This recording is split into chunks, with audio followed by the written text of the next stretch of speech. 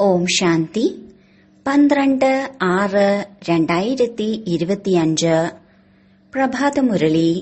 മധുരമായ കുട്ടികളെ, നിങ്ങൾക്കിപ്പോൾ ജ്ഞാനത്തിന്റെ ദൃഷ്ടി ലഭിച്ചിരിക്കുന്നു. അതിനാൽ നിങ്ങളുടെ അലച്ചിൽ അവസാനിച്ചു. നിങ്ങൾ ശാന്തിധാമം സുഖധാമത്തെ ഓർമ്മിക്കുന്നു. ചോദ്യം: ദേവതകളിൽ നിന്ന് എന്ത് ശക്തിയാണുള്ളത്? ഏത് വിശേഷത കാരണമാണ് ആ ശക്തി ഉള്ളത്? ഉത്തരം: ദേവതകളിൽ മുഴുവൻ വിശ്വത്തെയും ഭരിക്കുന്നതിനുള്ള ശക്തിയാണുള്ളത്. ആ ശക്തി പ്രത്യേകിച്ച് ഏകമതത്തിന്റെ വിശേഷത കാരണമാണ്. അവിടെ ഏകമതമായത് കാരണം മന്ത്രിയെയൊന്നും വെക്കേണ്ട ആവശ്യമില്ല. ദേവതകൾ സംഗമത്തിൽ ബാബയിൽ നിന്ന് 21 ജന്മത്തേക്ക് രാജ്യം ഭരിക്കുന്നതിനുള്ള ശ്രീമതം നേടുന്നു.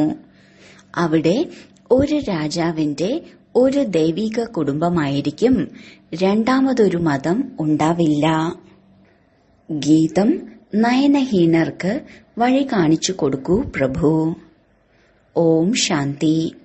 കുട്ടികൾക്ക് കണ്ണ് ലഭിച്ചിരിക്കുന്നു. ആദ്യം കണ്ണുണ്ടായിരുന്നില്ല. ഏത് കണ്ണ്? ജ്ഞാനത്തിന്റെ കണ്ണ് ഉണ്ടായിരുന്നില്ല. അജ്ഞാനത്തിന്റെ കണ്ണുണ്ടായിരുന്നു. ജ്ഞാനസാഗരൻ ഒരേ ഒരു ബാബ മാത്രമാണെന്ന് കുട്ടികൾക്കറിയാം. ഏത് ജ്ഞാനത്തിലൂടെയാണോ സദ്ഗതി ഉണ്ടാകുന്നത്, അർത്ഥം ശാന്തിധാമം സുഖധാമത്തിലേക്ക് പോകാൻ കഴിയുന്നത്, ആ ആത്മീയ ജ്ഞാനം വേറെ ആരിലുമില്ല. ഇപ്പോൾ നിങ്ങൾ കുട്ടികൾക്ക് ദൃഷ്ടി ലഭിച്ചിരിക്കുന്നു. എങ്ങനെ സുഖധാമം മാറി പിന്നീട് മായയുടെ രാജ്യം അഥവാ ദുഃഖധാമം ഉണ്ടാകുന്നു. വിളിക്കുന്നുണ്ട് നയനഹീനർക്ക് വഴി പറഞ്ഞു കൊടുക്കൂ എന്ന്. ഭക്തിമാർഗത്തിലെ യജ്ഞം ദാനപുണ്യത്തിലൂടെയൊന്നും ശാന്തിധാമം സുഖധാമത്തിലേക്ക് പോകുന്നതിനുള്ള വഴി ലഭിക്കുന്നില്ല. ഓരോരുത്തർക്കും അവരവരുടെ പാർട്ട് അഭിനയിക്കുക തന്നെ വേണം. ബാബ പറയുന്നു, എനിക്കും പാർട്ട് ലഭിച്ചിരിക്കുന്നു. ഭക്തിമാർഗത്തിൽ വിളിക്കുന്നുണ്ട്, മുക്തി ജീവൻ മുക്തിയിലേക്കുള്ള വഴി പറഞ്ഞു തരൂ. അതിനുവേണ്ടി എത്ര ദാനപുണ്യം, ജപം, തപം മുതലായവ ചെയ്യുന്നു, എത്ര അലയുന്നു. ശാന്തിധാമം സുഖധാമത്തിൽ അലയേണ്ട ആവശ്യമില്ല. ഇതും നിങ്ങൾക്കറിയാം. അവർ കേവലം ശാസ്ത്രങ്ങളുടെ പഠിപ്പും ഭൗതിക പഠിപ്പും മാത്രമേ അറിയുന്നുള്ളൂ. ഈ ആത്മീയ അച്ഛനെ തീർത്തും അറിയുന്നില്ല. എപ്പോഴാണോ എല്ലാവരുടെയും സദ്ഗതി ഉണ്ടാകേണ്ടത്, അപ്പോഴാണ് ആത്മീയ അച്ഛൻ വന്ന് ജ്ഞാനം നൽകുന്നത്.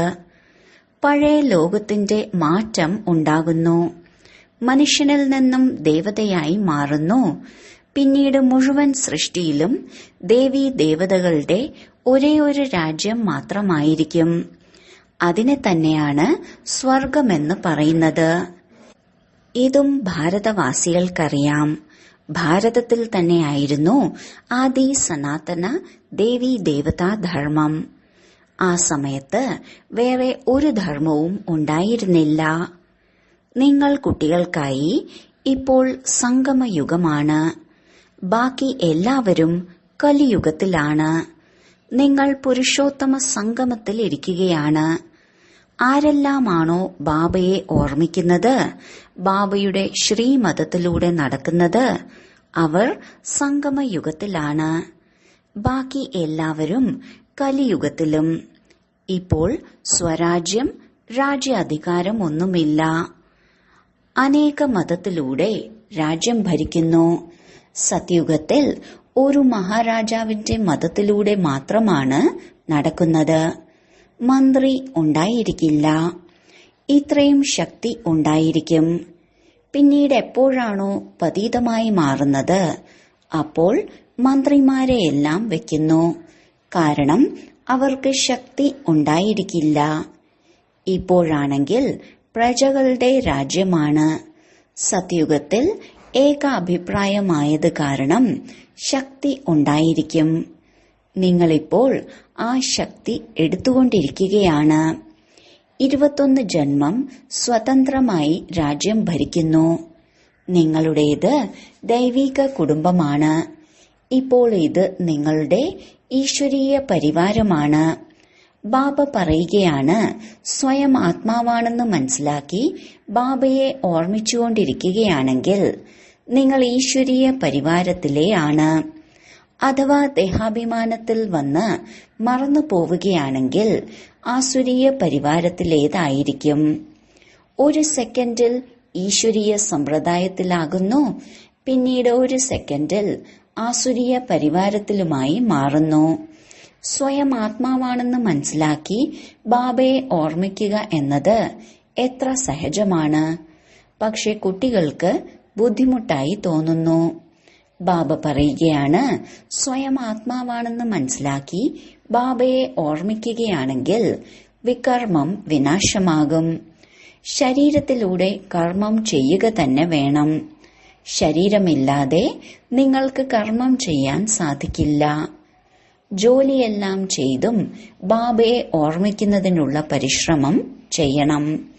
പക്ഷെ ഇവിടെയാണെങ്കിൽ ജോലിയൊന്നുമില്ലെങ്കിലും ഓർമ്മിക്കാൻ സാധിക്കുന്നില്ല, മറന്നുപോകുന്നു. ഇതിന് തന്നെയാണ് പരിശ്രമം. ഭക്തിയിൽ ഒരിക്കലും ഇങ്ങനെ പറയുന്നില്ല, മുഴുവൻ ദിവസവും ഭക്തി ചെയ്യൂ എന്ന്. അതിന് സമയമുണ്ട്. അതിരാവിലെ, വൈകുന്നേരം അല്ലെങ്കിൽ രാത്രിയിൽ. പിന്നെ എന്തെങ്കിലും മന്ത്രം ലഭിക്കുകയാണെങ്കിൽ അത് ബുദ്ധിയിൽ ഇരിക്കുന്നു.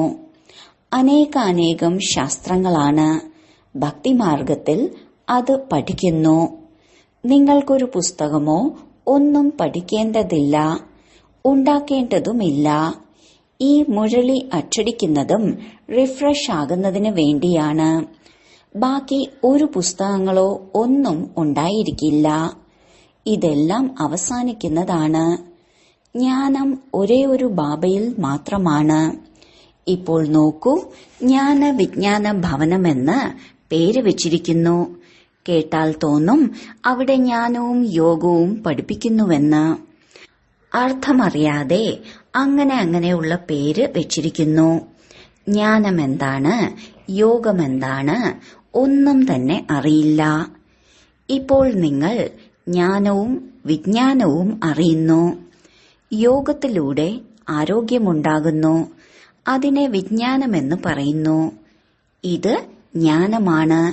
ഇതിലൂടെ ലോകത്തിന്റെ ചരിത്രവും ഭൂമിശാസ്ത്രവും മനസ്സിലാക്കുന്നു. ലോകത്തിന്റെ ചരിത്രവും ഭൂമിശാസ്ത്രവും എങ്ങനെയാണ് ആവർത്തിക്കുന്നത് അതറിയണം. പക്ഷേ ആ പഠിപ്പ് പരിധിയുള്ളതാണ്. ഇവിടെയാണെങ്കിൽ നിങ്ങളുടെ ബുദ്ധിയിൽ പരിധിയില്ലാത്ത ചരിത്രവും ഭൂമിശാസ്ത്രവുമാണ്. നമ്മൾ എങ്ങനെ രാജ്യം നേടുന്നു, എത്ര സമയം, എപ്പോൾ രാജ്യം ഭരിച്ചിരുന്നു, രാജധാനി എങ്ങനെ ലഭിച്ചിരുന്നു, ഈ കാര്യങ്ങൾ വേറെ ആരുടെയും ബുദ്ധിയിൽ വരുന്നില്ല. ബാബ തന്നെയാണ് നോളജ്ഫുൾ. ഈ സൃഷ്ടിചക്രം കറക്കുന്നത് എങ്ങനെയാണ് ബാബ തന്നെയാണ് മനസ്സിലാക്കി തരുന്നത്. ഉണ്ടായതും ഉണ്ടാക്കപ്പെട്ടതുമായ ഡ്രാമ അറിയാത്തത് കാരണം മനുഷ്യർ പറയുന്നു, ഇന്നയാൾ നിർവാണം പ്രാപിച്ചു, അല്ലെങ്കിൽ ജ്യോതിയിൽ ലയിച്ചു. നിങ്ങൾക്കറിയാം, എല്ലാ മനുഷ്യരും ഈ സൃഷ്ടി ചക്രത്തിൽ വരുന്നു. ഇതിൽ നിന്ന് ഒരാൾക്ക് പോലും രക്ഷപ്പെടാൻ സാധിക്കില്ല. ബാബ മനസ്സിലാക്കി തരികയാണ്, മനുഷ്യാത്മാവ് ഒരു ശരീരം ഉപേക്ഷിച്ച് വേറൊന്നെടുക്കുന്നു. എത്ര വലിയ ഡ്രാമയാണ്. എല്ലാവരിലും ആത്മാവുണ്ട്. ആ ആത്മാവിൽ അവിനാശി പാർട്ട് അടങ്ങിയിരിക്കുന്നു. ഇതിനെയാണ് പറയുന്നത് ഉണ്ടായതും ഉണ്ടാക്കപ്പെട്ടതും. ഇപ്പോൾ ഡ്രാമ എന്ന് പറയുന്നുവെങ്കിൽ തീർച്ചയായും അതിന് സമയവും വേണം. ബാബ മനസ്സിലാക്കി തരികയാണ്, ഈ ഡ്രാമ 5000 വർഷത്തിന്റെയാണ്. ഭക്തിമാർഗത്തിലെ ശാസ്ത്രങ്ങളിൽ ഡ്രാമ ലക്ഷക്കണക്കിന് വർഷത്തിന്റെയാണെന്ന് എഴുതിയിരിക്കുന്നു. ഈ സമയം തന്നെയാണ് ബാബ വന്ന് സഹജ രാജയോഗം പഠിപ്പിച്ചിരുന്നത്. ഈ സമയത്തെക്കുറിച്ച് തന്നെയുള്ള പാട്ടാണ്. കൗരവർ ഘോര അന്ധകാരത്തിലായിരുന്നു, പാണ്ഡവർ പ്രകാശത്തിലുമായിരുന്നു എന്ന്. മറ്റുള്ളവർ കലിയുഗത്തിന് ഇനിയും 40,000 വർഷമുണ്ടെന്ന് മനസ്സിലാക്കുന്നു. ഭഗവാൻ വന്നുവെന്നും ഈ പഴയ ലോകത്തിന്റെ മരണം മുന്നിൽ നിൽക്കുകയാണെന്നും അവർക്കറിയുകയില്ല. എല്ലാവരും അജ്ഞാന നിദ്രയിൽ അകപ്പെട്ടിരിക്കുകയാണ്. യുദ്ധം കാണുമ്പോൾ ഇത് മഹാഭാരത യുദ്ധത്തിന്റെ അടയാളമാണെന്ന് പറയും. ഈ റിഹേഴ്സൽ ഉണ്ടായിക്കൊണ്ടിരിക്കും. പിന്നീട് പോകെ പോകെ നിന്നു പോകും. ഇപ്പോൾ നമ്മുടെ പൂർണമായ സ്ഥാപന ഉണ്ടായിട്ടില്ല എന്ന് നിങ്ങൾക്കറിയാം. ഗീതയിൽ ഇങ്ങനെ പറയുന്നില്ല, ബാബ സഹജ രാജയോഗം പഠിപ്പിച്ച് ഇവിടെ തന്നെ രാജ്യം സ്ഥാപിച്ചുവെന്ന്.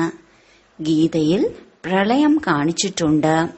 എല്ലാവരും മരിച്ചുപോയി, ബാക്കി 5 പാണ്ഡവർ മാത്രം രക്ഷപ്പെട്ടതായി കാണിച്ചിരിക്കുന്നു. അവരും പർവ്വതത്തിനു മുകളിൽ പോയി മരിക്കുന്നുവെന്ന്. രാജയോഗത്തിലൂടെ എന്ത് സംഭവിച്ചു? ഒന്നും തന്നെ അറിയുകയില്ല.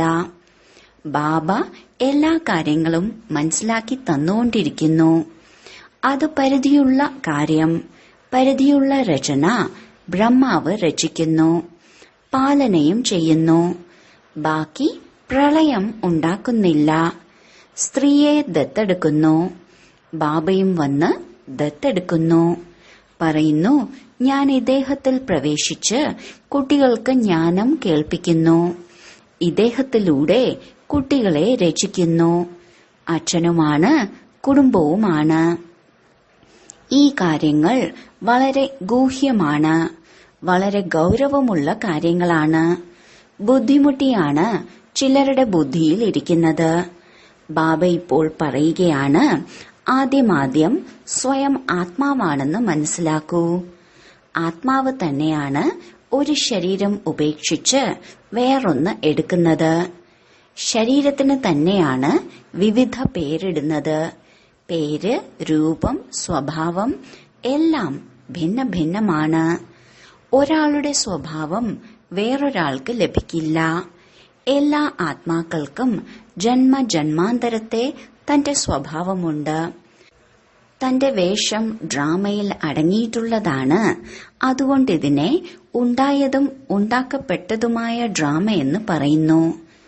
ഇപ്പോൾ പരിധിയില്ലാത്ത ബാബ പറയുകയാണ്, എന്നെ ഓർമ്മിക്കുകയാണെങ്കിൽ വികർമ്മം വിനാശമാകും. അതിനാൽ നാം എന്തിന് ബാബയെ ഓർമ്മിക്കാതിരിക്കണം?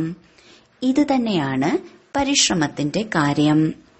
നിങ്ങൾ കുട്ടികൾ എപ്പോൾ ഓർമ്മയുടെ യാത്രയിലിരിക്കുന്നുവോ അപ്പോൾ മായയുടെ കൊടുങ്കാറ്റ് വരുന്നു, യുദ്ധം നടക്കുന്നു. അതിൽ പേടിക്കരുത്. മായ ഇടയ്ക്കിടയ്ക്ക് ഓർമ്മ മുറിക്കും. സങ്കല്പ വികൽപ്പങ്ങൾ ഇങ്ങനെ വരും. അത് പെട്ടെന്ന് തല പുണ്ണാക്കി മാറ്റും. നിങ്ങൾ പരിശ്രമിക്കൂ. ബാബ മനസ്സിലാക്കി തന്നിട്ടുണ്ട്, ഈ ലക്ഷ്മി നാരായണന്റെ കർമ്മേന്ദ്രിയങ്ങൾ എങ്ങനെ വശത്തിലായെന്ന്. ഇവർ സമ്പൂർണ്ണ നിർവികാരികളായിരുന്നു. ഈ പഠിപ്പ് ഇവർക്ക് എവിടെ നിന്ന് ലഭിച്ചു? ഇപ്പോൾ നിങ്ങൾ കുട്ടികൾക്ക് ഇങ്ങനെ ആവുന്നതിനുള്ള പഠിപ്പ് ലഭിച്ചുകൊണ്ടിരിക്കുകയാണ്. ഇവരിൽ യാതൊരു വികാരവുമില്ല. അവിടെ രാവണ രാജ്യമല്ല. പിന്നീടാണ് രാവണ രാജ്യം ഉണ്ടാകുന്നത്. രാവണൻ എന്ത് വസ്തുവാണ് ഇതാർക്കും അറിയില്ല. ഡ്രാമ അനുസരിച്ച് ഇതും അടങ്ങിയിട്ടുള്ളതാണ്. ഡ്രാമയുടെ ആദിമധ്യ അന്ത്യത്തെക്കുറിച്ച് അറിയുന്നില്ല. അതുകൊണ്ട് തന്നെ അറിയില്ല എന്ന് പറഞ്ഞു വന്നു. നിങ്ങളിപ്പോൾ സ്വർഗവാസിയാകുന്നതിനുള്ള പുരുഷാർത്ഥം ചെയ്തുകൊണ്ടിരിക്കുകയാണ്. ഈ ലക്ഷ്മി നാരായണൻ സ്വർഗത്തിന്റെ അധികാരിയല്ലേ? ഇവരുടെ മുന്നിൽ തലകുനിക്കുന്നവർ തമോ പ്രധാന കനിഷ്ഠ പുരുഷനാണ്. ബാബ പറയുകയാണ്, ആദ്യം ഈ ഒരു കാര്യം ഉറപ്പാക്കൂ. സ്വയം ആത്മാവാണെന്ന് മനസ്സിലാക്കി ബാബയെ ഓർമ്മിക്കൂ. ഇതിൽ തന്നെയാണ് പരിശ്രമം. എങ്ങനെയാണോ 8 മണിക്കൂർ സർക്കാർ ജോലി ചെയ്യുന്നുണ്ടല്ലോ, നിങ്ങളിപ്പോൾ പരിധിയില്ലാത്ത സർക്കാരിന്റെ സഹായികളാണ്. നിങ്ങൾക്ക് കുറഞ്ഞത് 8 മണിക്കൂറെങ്കിലും പുരുഷാർത്ഥം ചെയ്ത് ഓർമ്മയിലിരിക്കണം. ആരുടെയും ഓർമ്മ വരാത്ത തരത്തിൽ നിങ്ങളുടെ അവസ്ഥ ഇങ്ങനെ ഉറപ്പുള്ളതാക്കണം. ബാബയുടെ ഓർമ്മയിൽ തന്നെ ശരീരം ഉപേക്ഷിക്കും. പിന്നീട് അവരാണ് വിജയമാലയിലെ മുത്തായി മാറുക. ഒരു രാജാവിന് വളരെയധികം പ്രജകൾ ഉണ്ടാകുന്നു. ഇവിടെ തന്നെ പ്രജകളെ ഉണ്ടാക്കണം. നിങ്ങൾ വിജയമാലയിലെ മുത്തുകൾ പൂജയ്ക്ക് യോഗ്യരായി മാറും. 16,108 മാലയും ഉണ്ട്. വലിയൊരു പെട്ടിക്കുള്ളിൽ ഇട്ടുവെക്കാറുണ്ട്. 8 മാലയുണ്ട്, 108 ഉണ്ട്. പിന്നെ അവസാനം 16,108 ഉണ്ടാക്കുന്നു. നിങ്ങൾ കുട്ടികൾ തന്നെയാണ് ബാബയിൽ നിന്ന് രാജയോഗം പഠിച്ച് മുഴുവൻ വിശ്വത്തെയും സ്വർഗമാക്കി മാറ്റുന്നത്. അതുകൊണ്ടാണ് നിങ്ങൾക്ക് പൂജ ലഭിക്കുന്നത്. നിങ്ങൾ തന്നെയാണ് പൂജ്യർ. പിന്നീട് പൂജാരിയായി മാറുന്നു. ഈ ദാദ പറയുകയാണ്, ഞാൻ സ്വയം മാല കറക്കിയിട്ടുണ്ട്. ലക്ഷ്മി നാരായണന്റെ ക്ഷേത്രത്തിൽ ഇങ്ങനെയുള്ള രുദ്രമാലയും ഉണ്ടായിരിക്കണം. നിങ്ങൾ ആദ്യം രുദ്രമാലയും പിന്നീട് വിഷ്ണുവിന്റെ മാലയും ഉണ്ടാക്കുന്നു. ആദ്യ നമ്പറിൽ രുദ്രമാലയാണ്. അതിൽ ശിവനുമുണ്ട്. വിഷ്ണുവിന്റെ മാലയിൽ ശിവൻ എവിടെ നിന്ന് വരാനാണ്? അത് വിഷ്ണുവിന്റെ മാലയാണ്. ഈ കാര്യങ്ങളും ആരും മനസ്സിലാക്കുന്നില്ല. നിങ്ങളിപ്പോൾ പറയുകയാണ്, ഞങ്ങൾ ശിവബാബയുടെ കഴുത്തിലെ മാലയായി മാറുന്നു. ബ്രാഹ്മണരുടെ മാല ഉണ്ടാക്കാൻ സാധിക്കുകയില്ല. ബ്രാഹ്മണരുടെ മാല ഉണ്ടാകുന്നുമില്ല. നിങ്ങൾ എത്ര ഓർമ്മിച്ചുകൊണ്ടിരിക്കുന്നുവോ പിന്നീട് അവിടെയും അടുത്തു വന്ന് രാജ്യം ഭരിക്കും. ഈ പഠിപ്പ് വേറെ ഒരു സ്ഥലത്തും ലഭിക്കുക സാധ്യമല്ല. നമ്മളിപ്പോൾ ഈ പഴയ ശരീരം ഉപേക്ഷിച്ച് സ്വർഗവാസിയായി മാറുമെന്ന് നിങ്ങൾക്കറിയാം. മുഴുവൻ ഭാരതവും സ്വർഗവാസിയായി മാറും. വിശേഷിച്ച് ഭാരതം തന്നെയായിരുന്നു സ്വർഗം. 5000 വർഷത്തിന്റെ കാര്യമാണ്. ലക്ഷക്കണക്കിന് വർഷത്തിന്റെ കാര്യം സംഭവ്യമല്ല. ദേവതകളുടെയും 5000 വർഷമാണ്. സ്വർഗത്തെ മനുഷ്യർ മറന്നിരിക്കുന്നു. അതിനാൽ അങ്ങനെ തന്നെ പറയുന്നു. ബാക്കി ഒന്നും തന്നെ ഇല്ല. ഇതിലും പഴയ വർഷമൊന്നുമില്ല. ഉള്ളത് സൂര്യവംശി, ചന്ദ്രവംശി. പിന്നീട് മറ്റു ധർമ്മത്തിലുള്ളവർ വരുന്നു. പഴയ വസ്തുക്കൾ എന്തിനു കൊള്ളും? വളരെയധികം വാങ്ങിക്കുന്നു. പഴയ വസ്തുക്കൾക്ക് വളരെയധികം വിലയിടുന്നു. ഏറ്റവും മൂല്യമുള്ളത് ശിവബാബയ്ക്കാണ്. എത്രയധികം ശിവലിംഗങ്ങളാണ് ഉണ്ടാക്കുന്നത്. ആത്മാവ് ഇത്രയും ചെറിയ ബിന്ദുവാണ്. ഇത് ആരുടെ ബുദ്ധിയിലും വരുന്നില്ല. അതിസൂക്ഷ്മ രൂപമാണ്. ബാബ തന്നെയാണ് മനസ്സിലാക്കി തരുന്നത്. ഇത്രയും ചെറിയ ബിന്ദുവിൽ ഇത്രയും പാർട്ട് അടങ്ങിയിരിക്കുന്നു. ഈ നാടകം ആവർത്തിച്ചുകൊണ്ടിരിക്കുന്നു. അവിടെ നിങ്ങൾക്ക് ഈ ജ്ഞാനം ഉണ്ടായിരിക്കില്ല. ഇത് ലോപിച്ചു പോകുന്നു. അതിനാൽ പിന്നീട് ആർക്കെങ്കിലും സഹജ രാജയോഗം എങ്ങനെ പഠിപ്പിക്കാൻ സാധിക്കും?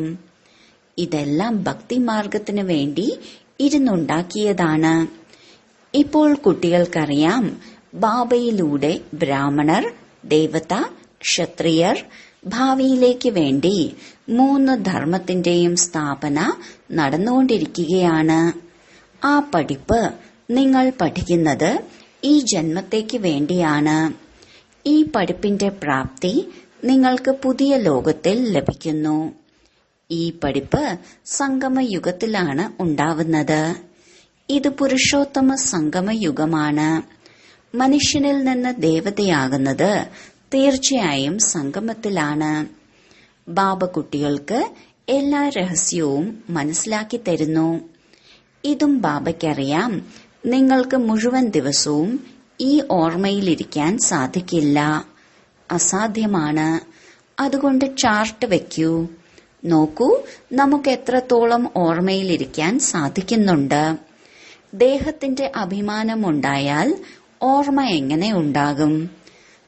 തലയ്ക്കുമേൽ ഒരുപാട് പാപഭാരമുണ്ട്. അതിനാൽ ബാബ പറയുന്നു, ഓർമ്മയിലിരിക്കൂ. ത്രിമൂർത്തിയുടെ ചിത്രം പോക്കറ്റിലിടൂ. പക്ഷെ നിങ്ങൾ ഇടയ്ക്കിടയ്ക്ക് മറന്നു പോവുകയാണ്.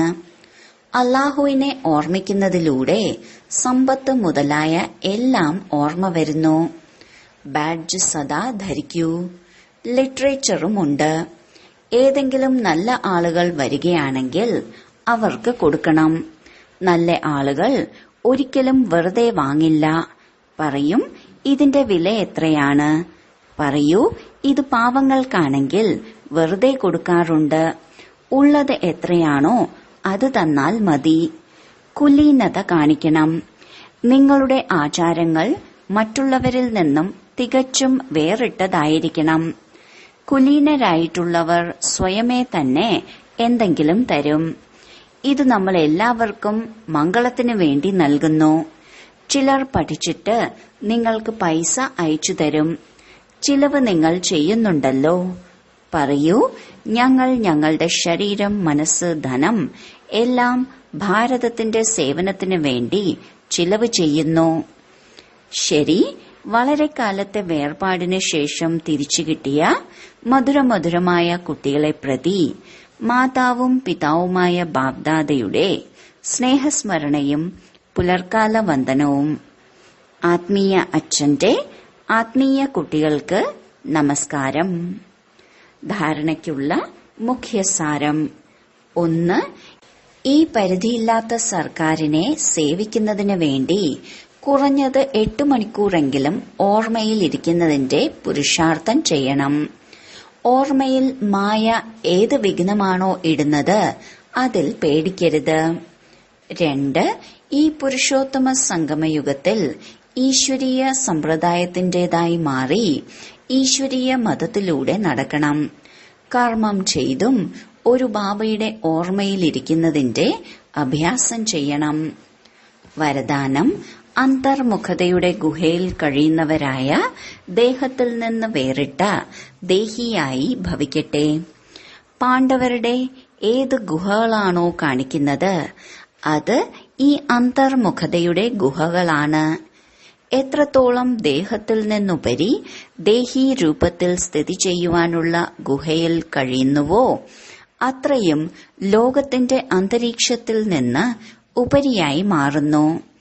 അന്തരീക്ഷത്തിന്റെ പ്രഭാവത്തിലേക്ക് വരുന്നില്ല.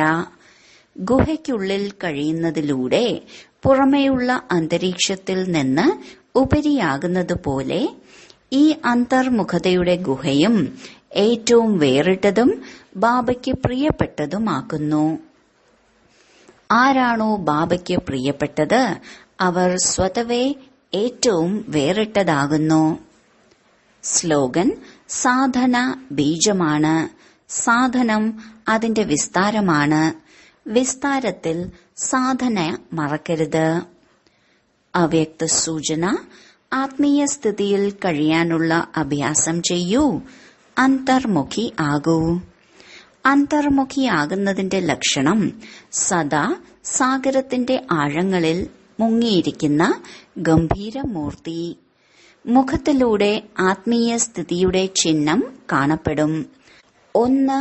മനന ചിന്തനം ചെയ്യുന്ന മുഖം. പിന്നെ രമണീകം അർത്ഥം പുഞ്ചിരിക്കുന്ന മുഖം. 2 ലക്ഷണങ്ങളും മുഖത്തിലൂടെ പ്രത്യക്ഷമാകും. അന്തർമുഖി സദാ ഹർഷിത മുഖമായി കാണപ്പെടും. എന്തെന്നാൽ മായയുടെ എതിരിടൽ അവസാനിച്ചിരിക്കും. ഓം ശാന്തി.